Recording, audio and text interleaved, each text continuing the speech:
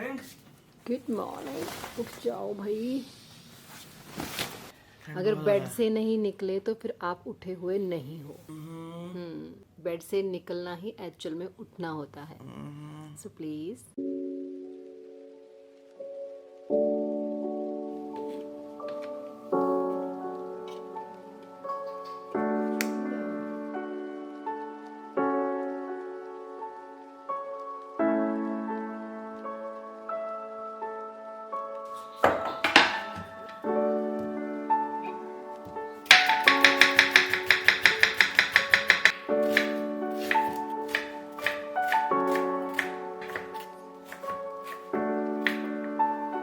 Hello everyone, welcome back to another vlog.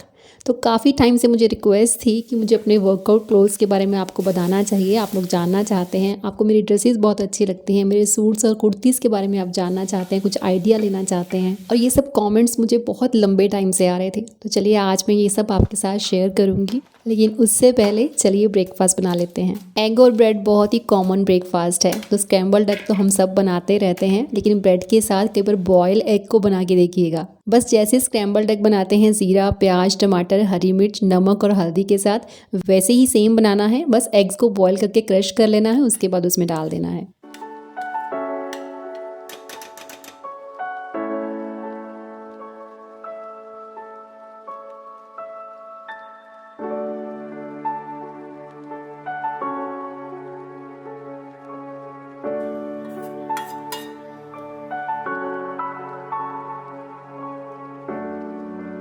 Mamma totally vegetarian है, plus ऐसी बहुत सी चीज़ें हैं जो उनको सूट भी नहीं करती हैं। तो जब भी हम कुछ ऐसा पकाते हैं जो वो खाते नहीं हैं या उनको सूट नहीं करते हैं, तो बहुत ही बेसिक से ऑप्शन होते हैं मेरे पास। या पनीर की भुर्जी बना दूंगी, या नमक अजवाइन का पराठा बना दूंगी, या फिर पनीर को शिमला मिर्च के साथ सौटे कर दूंगी, या दलिया हो गया। बस ऐसे 4-5 ऑप्शंस हैं। फिर मम्मा के लिए उन्हीं में से कुछ कुक कर देती हूँ। तो अभी पनीर की भुर्जी बना रही हूँ, ब्रेड के साथ वो आराम से खा लेंगे।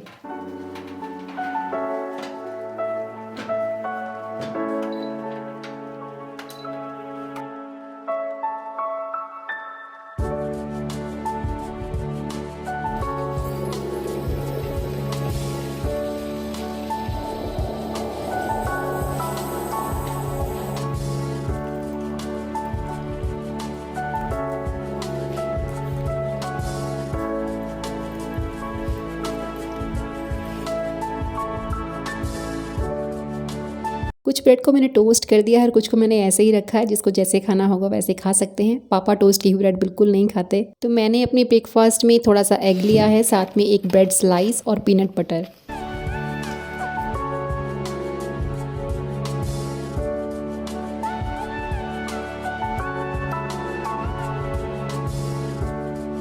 One Iranian rial is equal to 0.0018 Indian rupee. इतनी कम वैल्यू है मतलब उनकी। जापानीज वाली पढ़ना।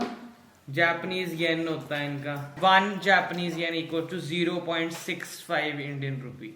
हमारी वैल्यू ज्यादा है। करेंसी वाइज हम कौन से नंबर पे आते हैं? अमेरिका की करेंसी सबसे टॉप पे है ना? हाँ, यूनाइटेड के स्टेट्स डॉलर ही है। इंडियन करेंसी 8th नंबर पर आती है हमारी करेंसी। 8th नंबर पे। तो ठीक है, फिर भी इतनी डी वैल्यू भी नहीं है भाई। हाँ, इतने भी वो नहीं है। हाँ, सही है। तो किचन का काम सारा खत्म करने के बाद मैं अपने रूम में आ गई हूँ। तो अभी मैं आपको अपनी वार्डरोब का लुक दूंगी। ये सब करने के लिए मैं बहुत टाइम से टल रही थी, क्योंकि मुझे नहीं लगता कि ऐसे कुछ कपड़े मैं पहनती हूँ जो बहुत स्पेशल होते हैं। I am not a celebrity. कपड़ों और कलर्स को लेकर बहुत ही सिंपल सी चॉइस होती है मेरी, लेकिन फिर भी अगर आपकी बार बार रिक्वेस्ट थी तो मुझे ये चीज़ करनी पड़ रही है। अपने सूट दुपट्टास प्लस कुर्तीस प्लस अपने वर्कआउट क्लोथ्स में आपके साथ शेयर करूंगी। पार्टी वेयर ड्रेसेस शेयर नहीं करूंगी, आई थिंक वो बहुत ज़्यादा हो जाएगा। एक्सरसाइज करने के लिए मैं कौन से कपड़े पहनती हूँ और उनका क्या बेनिफिट होता है, ये आपने मुझसे कई बार पूछा। तो वर्कआउट के लिए सबसे बेस्ट होता है ड्राई फिट। मैंने शायद आपको किसी वीडियो में बोला भी था कि 1-2 पेयर आप ड्राई फिट के जरूर ले लीजिए। ये बहुत फिट होते हैं, बहुत लाइट होते हैं, एक्सरसाइज करने में बहुत कंफर्टेबल होते हैं। समर्स में जब हम एक्सरसाइज करते हैं तो बहुत स्वेट आता है, तो एकदम से स्वेट को अब्जॉर्ब कर लेता है। तो कुछ ड्राई फिट मेरे पास नाइकी के हैं, कुछ जॉकी के हैं, और कुछ मेरे पास कंफर्ट लेडी के हैं। कंफर्ट लेडी शायद कोई लोकल ब्रांड है, मुझे पता नहीं है इसके बारे में ज्यादा। इनके भी बहुत अच्छे हैं, बहुत रीजनेबल प्राइस पे मिल जाते हैं। इसके अलावा कप्पा के ड्राई फिट्स भी बहुत अच्छे होते हैं। ऐसा कुछ नहीं है कि ड्राई फिट्स को लेकर मेरा कोई पर्टिकुलर ब्रांड है, कोई फेवरेट ब्रांड है। बस मैं ट्राई करती हूँ, मुझे अच्छा लगता है, फिटिंग अच्छी आती है, बस मैं ले लेती हूँ। एक दो सेट ड्राई फिट और एक पेयर शू में ज़रूर इन्वेस्ट। नाइकी और रीबॉक के शूज़ तो अच्छे हैं ही, और साथ ही बाटा के जॉगर्स भी बहुत कंफर्टेबल होते हैं। हम लेडीज़ को सेविंग करने की बहुत आदत होती है, और उस सेविंग को हम बच्चों की नीड्स और घर के दूसरे खर्चों में इन्वेस्ट करती हैं। लेकिन एक दिल है जो कहता है कभी खुद पे भी इन्वेस्ट कर लिया कर, तो कभी उसकी भी सुन लिया कीजिए। लेकिन इन सब चीज़ों से ज़्यादा ज़रूरी जो चीज़ है वो है एक्सरसाइज को लेकर आपकी डेडिकेशन। उसके बिना इन चीज़ों की कोई वैल्यू नहीं। सारे के सारे सूट्स मैं आपको दिखा दूंगी, और जब आप व्लॉग्स देखेंगे तो फिर आप ये बोलेंगे कि ये भी हमने देखा हुआ है, वो भी हमने देखा हुआ है तो फिर उसमें मेरा कोई फॉल्ट नहीं। चलिए जोक्स अपार्ट, बॉटम की बात करूं तो सिंपल स्ट्रेट पैंट पहनती हूं। मतलब मोस्ट ऑफ द सूट्स में मेरा यही स्टाइल रहता है बॉटम का। और अगर लूज प्लाजो की बात करूं तो बहुत ही कम है मेरे पास, तकरीबन 2 या 3 होंगे, ज़्यादा नहीं पहनती हूँ, लाइक नहीं करती हूँ। और शर्ट कोई भी हो, स्ट्रेच में हो, ए लाइन हो या फिर फ्लेयर में हो, कोशिश करती हूँ कि उसका नेक में हाई बनवाऊं। मतलब मेरी कोशिश यही होती है कि अगर उसमें हाई नेक बन सकता है तो हाई नेक ही बने, अदरवाइज राउंड चलेगा। मेरे 90% सूट्स और कुर्तीज़ में सब में आपको फुल बैंड नज़र आएंगे। जिसमें फुल बैंड नहीं बन सकता उसमें हाफ बैंड नज़र आएगा। कलर्स की चॉइस सबकी डिफरेंट होती है। मैं लाइट डार्क सब पहन लेती हूँ, बशर्ते वो मुझ पर सूट करे। अब ये आप देख लीजिए, ऑलमोस्ट सारे ही सूट्स आपने अलग अलग ब्लॉग्स में देखे होंगे। इनमें से कुछ एक ही होंगे शायद जो मैंने अभी पहने नहीं है। तो अगर आप मुझसे किसी सूट या कुर्ती का लिंक मांगेंगे तो सॉरी, मैं नहीं दे पाऊंगी, क्योंकि मैं कभी भी ऑनलाइन शॉपिंग नहीं करती हूँ, स्पेशली कपड़ों की। चाहे मुझे अपने लिए टी शर्ट्स लेनी है, लोअर अपर्स लेने हैं, या मुझे सूट्स लेने हैं, कुर्तीज़ लेनी है, उसके लिए मैं खुद मार्केट जाती हूँ। कपड़ा देख के बाय करती हूँ, रेडीमेड है तो ट्राई करके बाय करती हूँ। कौन सी शॉप से बाय करती हूँ तो उसके लिए भी कोई पर्टिकुलर शॉप नहीं है। जहाँ जो पसंद आ गया बस वहाँ से वो उठा लिया।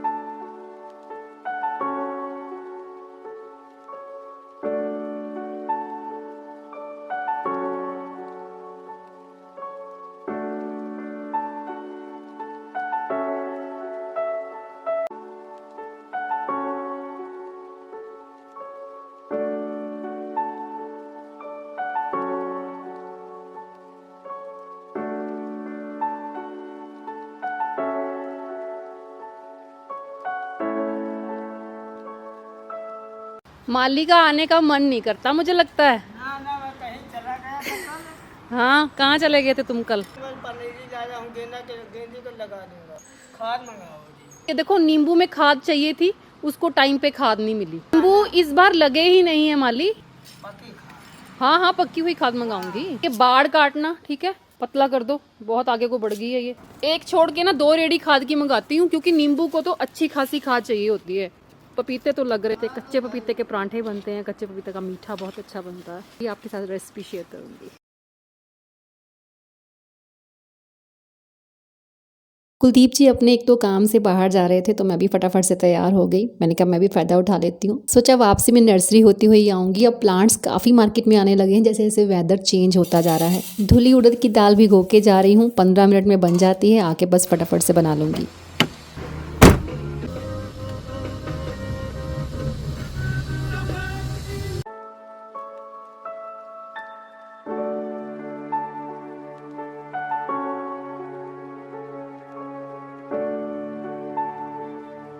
भैया आप ये सीजनल हाइब्रिड कौन से आए हैं? सीजनल हाइब्रिड में कैंडोला ये है, पोटीला है, ये डेजी देखिए ये नया आया है। ये क्या चीज़ है ये? डेकोरेशन के लिए आती है, केल बोली। और ये इंडोर लगती है आउटडोर? इसे आप इंडोर की चाहे आउटडोर की कोई फर्क नहीं है। ये 2 ही कलर है बस? हाँ, दो बाकी वाइट नहीं है? वाइट में नहीं, वाइट मतलब 2 येलो कर दो, 2 रेड कर दो। अभी फूलों के पौधे नर्सरीज में आना शुरू तो हो गए हैं, लेकिन जैसा मैं सोच के गई थी वैसा कुछ नहीं था। लेकिन खैर, उन्होंने कहा मार्च से काफ़ी पौधे आ जाएंगे तो एक चक्कर फिर मार्च में लगाएंगे। वेदर चेंज होने लगता है, फिर मेरा दिमाग उधर कोई चलना शुरू हो जाता है कि पौधे आ गए होंगे, चल के देखा हूँ। तो अभी मैंने ज़्यादा नहीं लिए हैं, बट नेक्स्ट मंथ फिर से एक चक्कर लगाएंगे।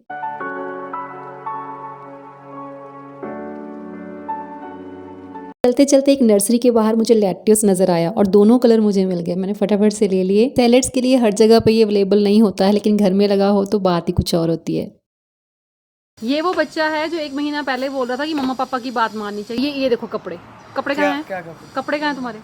क्या कपड़े? बच्चे ये सब निकल जाएगा जब फिर से घुसना पड़ेगा ना रजाई में, फिर खानी पड़ेगी मेडिसिन। तेरे कप में चाय पी रही हूँ एवेंजर्स में। Thank you for the gift, but मैं तो इसमें पीता ही चाय। मुझे सिंपल कलर्स अच्छे लगते हैं। मैंने ब्लैक कलर का कप है, वो मैं उसमें चाय पीता हूँ। रोज जैस्मिन लेट होती है, लेकिन आज उधर लेट नहीं होती हूँ मैं, टाइम हाँ तैयार हो गई। लेट होती है तू भी इतने बजे रेडी होती है मैडम, नखरे मत कर। पहले लड़ना फिर बहुत जाना। गुस्सा आ रहा है ना, ऐसी करके तू भी। I will slap you. चल तू। I will slap you on pimples भरे फेस। चाबी किसने उठाई है तुमने?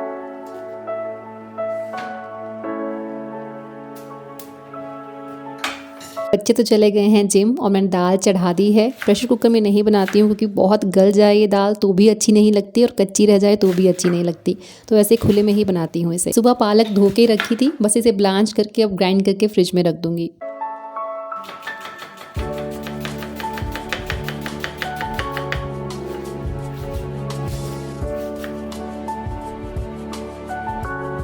पालक को कभी भी बहुत ज़्यादा मत पकाइए, अदरवाइज़ उसका कलर पूरा चेंज हो जाएगा। तो जिस पानी में हमने पालक को बॉईल किया है उसे ठंडा करके हम प्लांट्स को दे सकते हैं, और पालक को हम डालेंगे बिल्कुल बर्फ़ वाले पानी में ताकि वो बिल्कुल ठंडी हो जाए और उसका कुकिंग प्रोसेस जो है वो बिल्कुल ख़त्म हो जाए। और उसके बाद इसका पानी पूरा निकाल के हम ग्राइंड कर देंगे। देखिए, और आप देखिएगा इसका कलर बिल्कुल ग्रीन आए। धुली उड़द की सूखी दाल को अमृतसरी दाल भी कहते हैं, लेकिन इसे बनाने के लिए कोई स्पेशल तड़का नहीं बनता है। वही अपना बहुत ही बेसिक सा तड़का लगता है। लहसुन, अदरक, प्याज, जीरा, टमाटर, हरी मिर्च, नमक, हल्दी, गरम मसाला, मतलब सभी वही चीज़ें हम डालेंगे। जो इसके लिए मेन चीज़ है वो इस दाल का पकना होता है। खुले बर्तन में मैं इसे इसीलिए बनाती हूँ ताकि साथ साथ मैं चेक कर सकूँ। तो आपको सिर्फ तब तक इसे पकाना है जब तक इसका दाना इजीली ब्रेक होने लगे। इतना नहीं पकाना कि उसका दाना बिल्कुल मैश हो जाए, नहीं तो दाल बहुत चिपचिपी बनेगी, उसका टेस्ट उतना अच्छा नहीं आएगा। दाल जितनी खिली खिली बनेगी उतनी ही स्वाद लगेगी। इसे आप देसी घी के साथ या नींबू डाल के कैसे भी खा सकते हैं। हरी मिर्च और टमाटर को एक साथ डालिए। टमाटर और हरी मिर्च ज़्यादा नहीं गलने चाहिए, थोड़े खड़े खड़े रहने चाहिए, मतलब क्रंची सा टेस्ट आना चाहिए।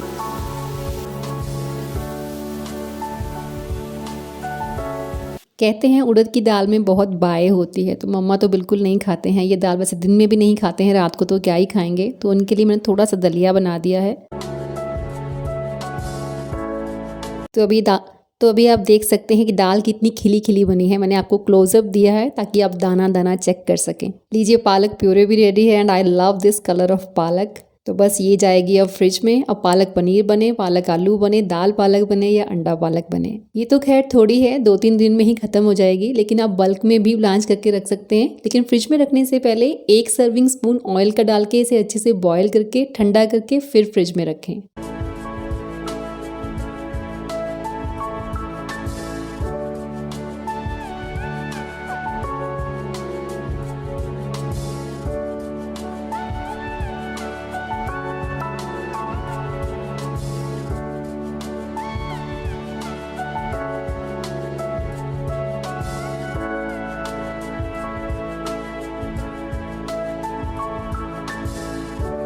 जैसा कि मैंने आपको बताया कि मैं वीक में 4 दिन डिनर नहीं करती हूँ, तो फिर आप मुझे पूछते हैं कि डिनर नहीं करती हूँ तो फिर मैं क्या खाती हूँ। उस दिन मैं डिनर में फ्रूट ले लेती हूँ या फिर सूप ले लेती हूँ। अगर वो भी मेरा लेने का दिल नहीं करे तो सिंपल ग्रीन टी लेके सो जाती हूँ। टाइम पे स्टमक को खाली रखना भी बहुत इंपॉर्टेंट होता है। अच्छी हेल्थ का राज है कभी कभी भूखे रहना।